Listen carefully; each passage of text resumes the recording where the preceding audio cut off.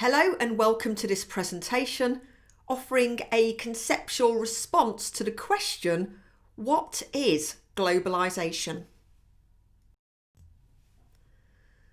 Thus far, this question has been explored through various empirical realities or case studies or stories that represent shifts, ruptures and contestations in the world.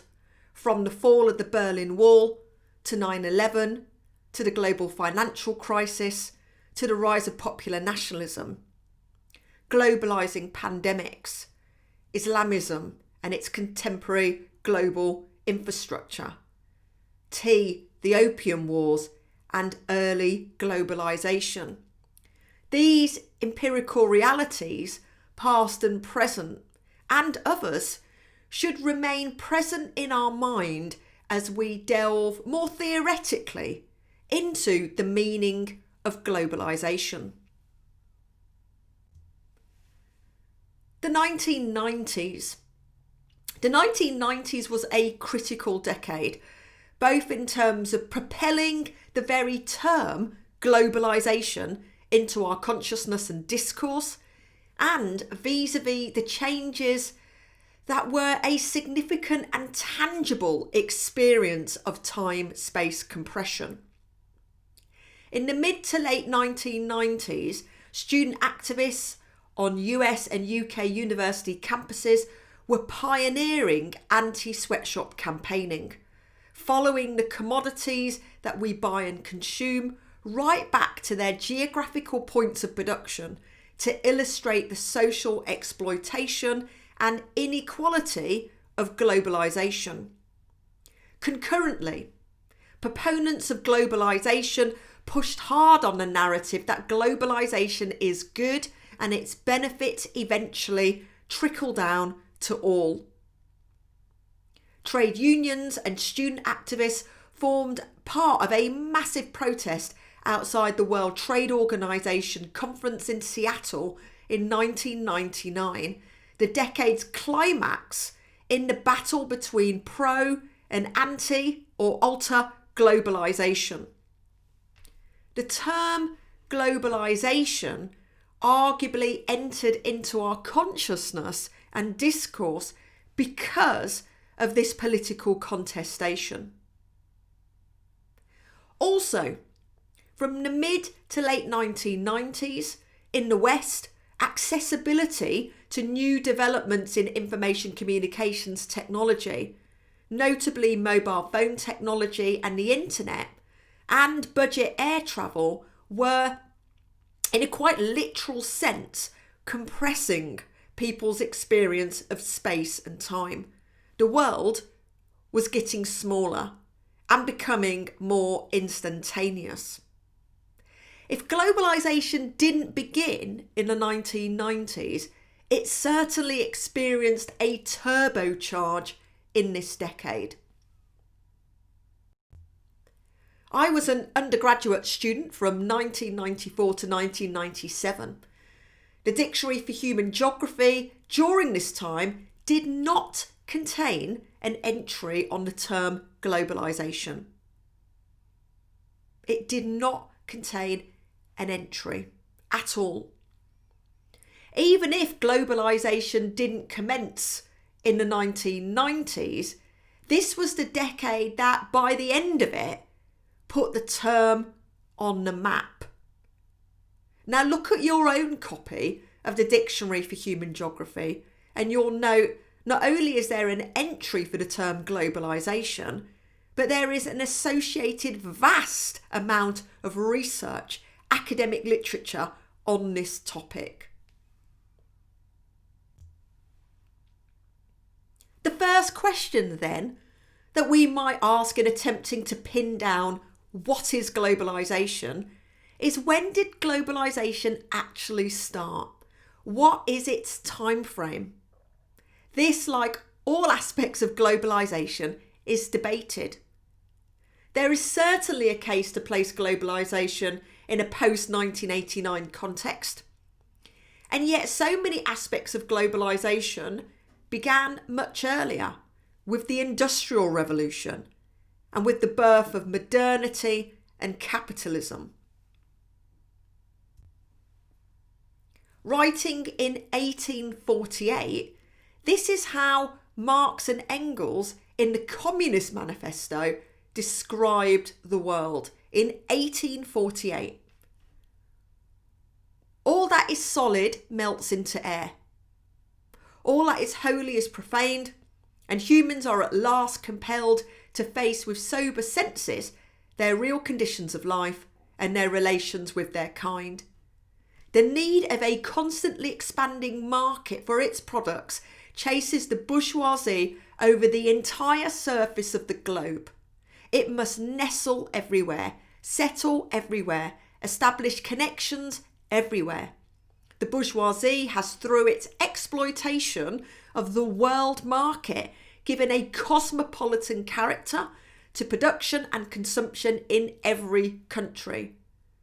To the great chagrin, reactionists, it is drawn from under the feet of industry the national ground on which it stood. All old established national industries have been destroyed or are daily being destroyed. They are dislodged by new industries whose introduction becomes a life and death question for all civilized nations. By industries that no longer work up indigenous raw material, but raw material drawn from the remotest zones. Industries whose products are consumed not only at home, but in every quarter of the globe. In place of the old wants, satisfied by the production of the country, we find new wants, requiring for their satisfaction the products of distant lands and climes. In place of the old local and the national seclusion and self-sufficiency, we have intercourse in every direction, universal interdependence of nations. And as in material, so also in intellectual production. The intellectual creations of individual nations become common property. National one-sidedness and narrow-mindedness become more and more impossible. And from the numerous national and local literatures, there arises a world literature. Is this the earliest definition of globalization as we know it? This was the mid-19th century, and yet in its remarkable foresight, this quote by Marx and Engels works then and now as a brilliant insight into the nature of globalization.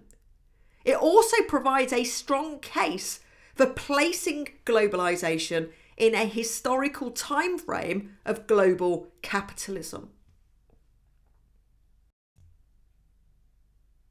Steger proposes three related key concepts to understanding globalization. Globality. By globality, he is referring to the social condition of economic, social, cultural and environmental interconnections and flows, challenging existing borders. Global imaginary. By global imaginary, he refers to the increasing global consciousness alongside pre-existing local and national consciousness.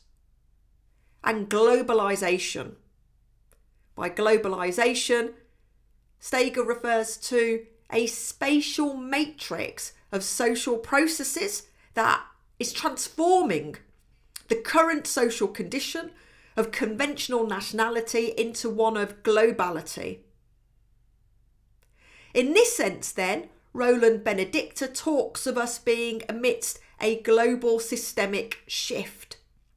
And Saskia Sasan understands globalization as glocalization, i.e., innate now to the human condition is the intimate interrelationship and entanglement of the global and the local. The global is local, the local is global.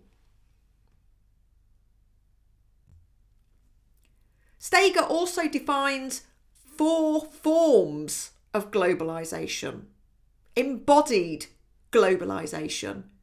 Embodied globalization is us as people, as bodies, making up the globalizing flows and movements and networks across the world through our travel, through our communication, through our migration. Disembodied globalization. Here Steger refers to the globalizing flows, movements and networks of commodities, including money, that make up a global economy of production, exchange and consumption. On the last two forms of globalization, object extended globalization and organisation extended globalization, I'm actually reminded of the British East India Company, the early pioneer and architect of a global economy. In its world trade in the commodities of tea, opium, spices, salt, cotton, silk, and indigo dye, for example, it took objects previously geographically confined and extended them across the world. Object extended globalization.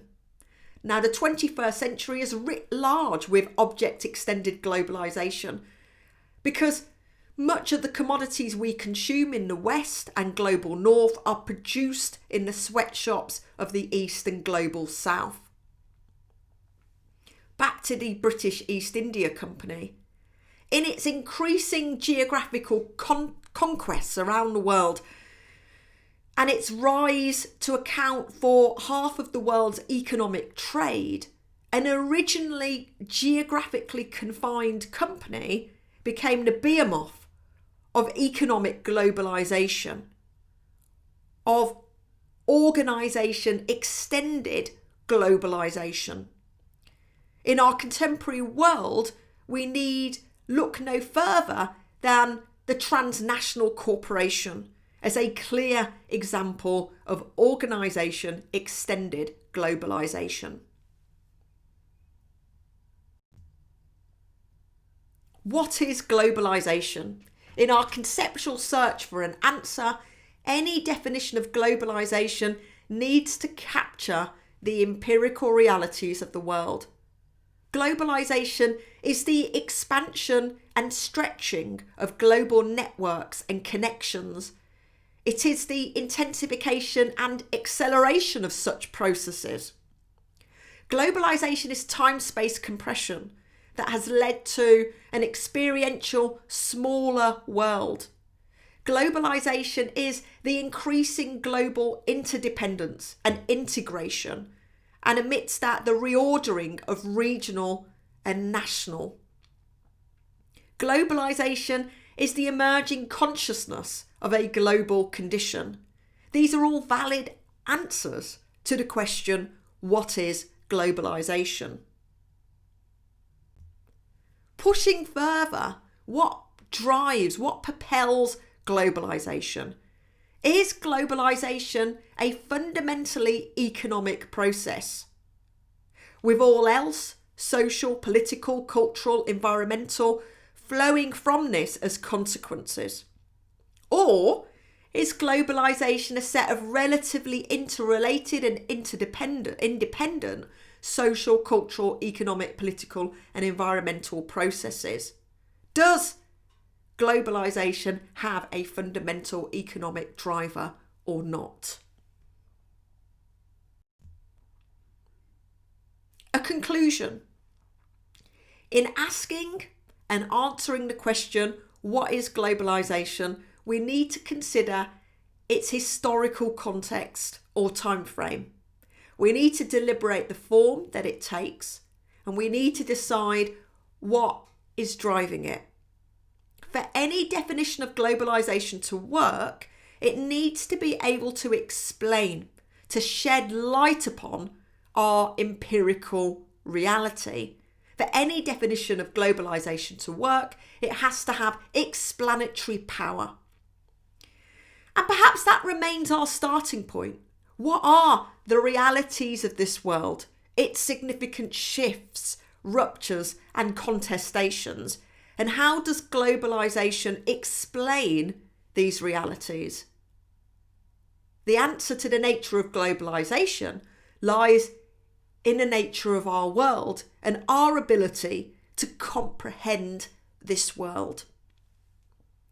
Okay, thank you very much for listening. Take care and stay safe.